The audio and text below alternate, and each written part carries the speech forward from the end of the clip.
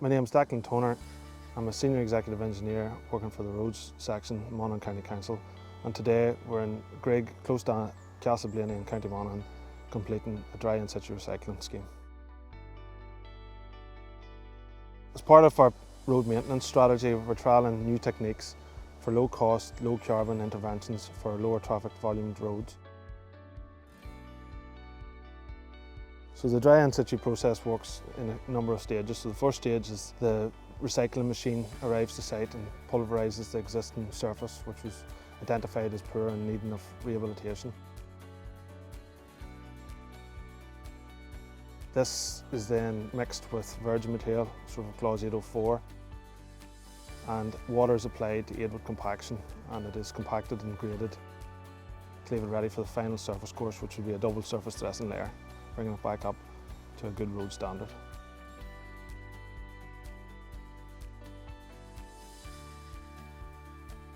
So we're sort of looking at roads that are very low traffic volume, sort of 200 vehicles per day or less, strong foundation and good drainage. The four main advantages to the dry in-situ recycling process are that it's fast, it's cost effective, it's eco-friendly and it's strong and durable. The people this is going to benefit is those on the local tertiary, local secondary roads that previously maybe wouldn't have been on a roads programme.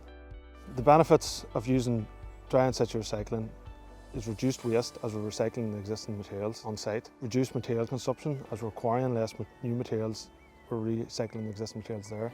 We're reducing our carbon emissions as there's a lot less haulage needed, as the material's already on site, we don't have to get it here. And there's also lower energy consumption. As opposed to hot mix plants where a lot of energy is needed, this is all cold in-situ recycling, so a lot less energy is needed.